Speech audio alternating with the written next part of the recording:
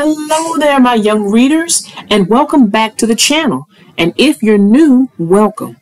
We've got another story for you guys, and this one is the Berenstain Bear Cubs. It's the Cubs that's taking reins on this story. So, guys, I hope you're ready. And stay tuned to the end, because guess who's back? Tri-Angel is back, and we're going to have a lively discussion about the story. So be sure to stay tuned for that. Now, if you're ready, go ahead, get your snacks, go get your drinks, pause this video, run to the bathroom, come on back, unpause that video, sit back, relax, and most importantly, stay tuned.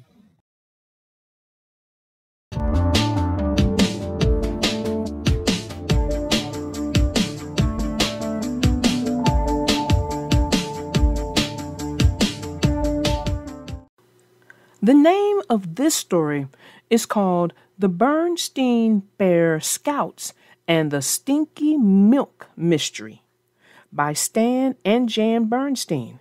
This is also part of a Merit Badge Mystery series. Enjoy. The Bear Scouts were bored. They were sitting around their clubhouse trying to figure out what to do. Scout's sister was reading the Bear Scout handbook. "Let's earn another merit badge," she said. "We haven't gotten the popsicle stick craft merit badge yet."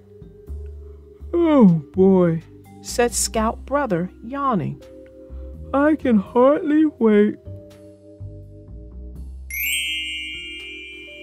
Scout Lizzie was looking out the window. "What's Farmer Ben doing out there?" she asked. Farmer Ben was hard at work fixing his pasture fence. "It looks like Farmer Ben could use some help," said Scout Fred. "Bear Scouts are always helpful," said Brother. "And Farmer Ben is our neighbor," added Lizzie. "And," said Sister, holding up the Scout handbook, "we can earn the Good Neighbor Merit Badge." The Bear Scouts were out of the clubhouse in a flash and headed for Farmer Ben's fence. "Farmer Ben! Farmer Ben!" they called. "Do you need some help?" "Why, thank you kindly," said Farmer Ben, wiping his forehead with his kerchief. "That's very neighborly of you." "What should we do?" asked Sister. "Well now," said Farmer Ben, "you see where those cows of mine have strayed through the broken fence into the next field?" They all looked and nodded. "If you could round them up and shoo them back into my pasture," said Ben, "I could finish fixing the fence."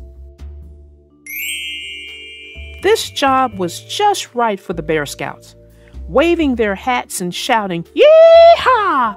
they quickly round up the cows and chase them back into the pasture where they belonged. "That's fine," said Farmer Ben.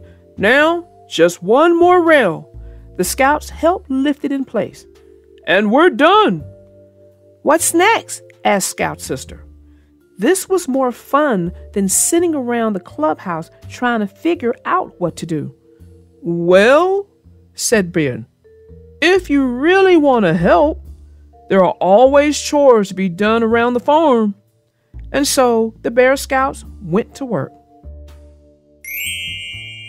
They fed the chickens. They collected the eggs.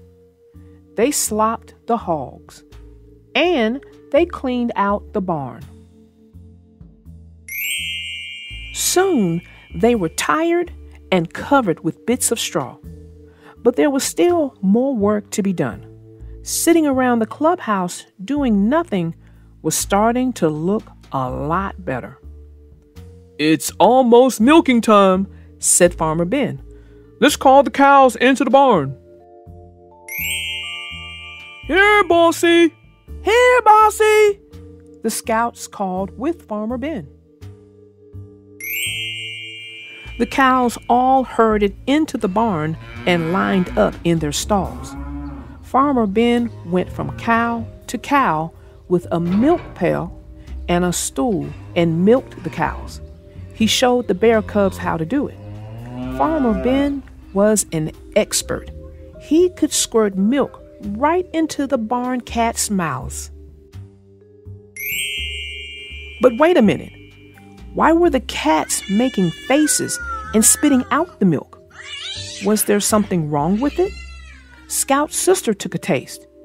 It was stinky. It tasted sour and smelled bad. What in the world happened to my milk? Gasped Farmer Ben. It's never tasted like this before. It was a mystery. The stinky milk mystery. That's when Scout Lizzie noticed that Dr. Wise Old Owl had been asleep in the rafters of the barn. Maybe he would be able to solve the stinky milk mystery. Dr. Wise Old Owl! Dr. Wise Old Owl! Called Lizzie. Can you tell us why Farmer Ben's milk turned bad? Dr. Wise Old Owl blinked, ruffled his feathers, and said, "The green on the other side is always the same. The fence that was broken may be to blame." What does that mean? Wondered Scout's sister.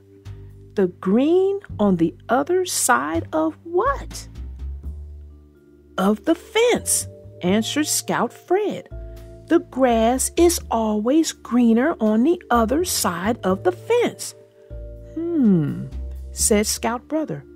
Maybe we should take a look at the other side of that fence.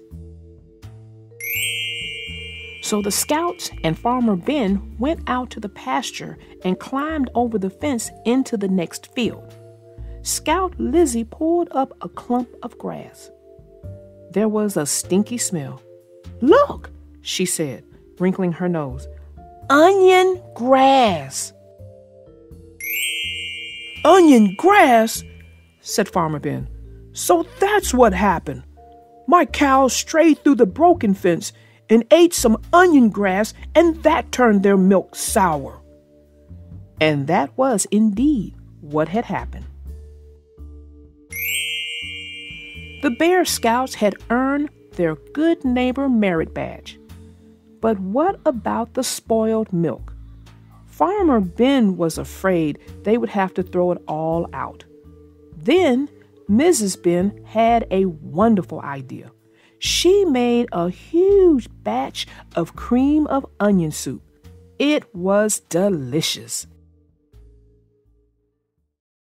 Well, that ends our story. I hope you guys enjoyed it. It was definitely a fun story. I sure enjoyed it, little darling. Hey, welcome back, Try. We all missed you. Well, thank you. I missed you guys too.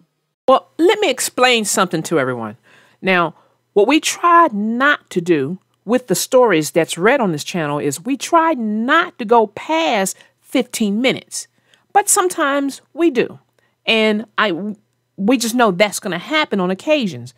But what I've noticed is that Thomas sometimes has what's called nested stories, which means it has multiple stories in one Thomas book. And those tend to be much longer than 15 minutes. And as such, what we decided to do was just cut No, we did not do that, Try. What we did was we decided to cut the discussion afterwards. So that's what happened with Try. She wasn't here because the discussions were cut.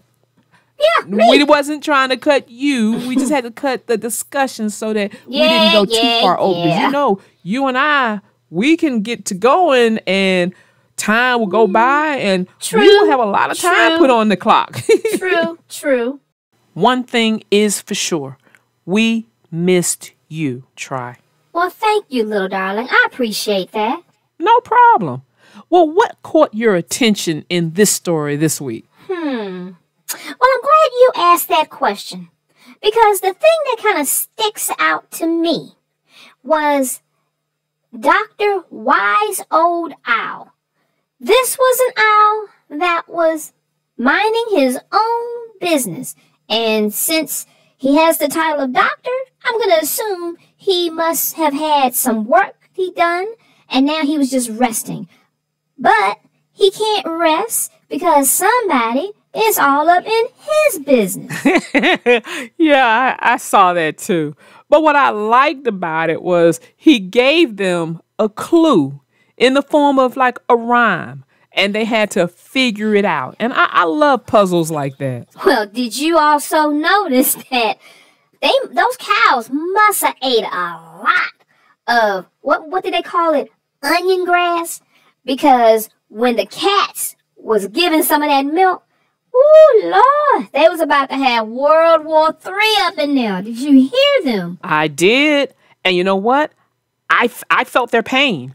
In fact, I felt Sister's pain when she tasted the milk and about had to throw up in her mouth. Because the worst thing I feel is to have something nasty, just nasty in your mouth when you didn't expect it. So, you know, you're wide open to taste all of it, and you get the yuckiest of yuck. You know, that's called an assault on your taste buds. You never want that to happen. Well, little darling, as much as I enjoyed this story and as much as I enjoyed being back, we have come to that time where I've got to tell everyone here I will see them in the next episode. So until then, y'all, bye! Well, there goes Miss Triangel. She has been a joy to have back. I hope you guys enjoyed that. She will be back next week. So remember to come on back by. Well, I hope you guys enjoyed this story. As you could tell, Try and I did. So until next time, my young readers, I am your little darling narrator out.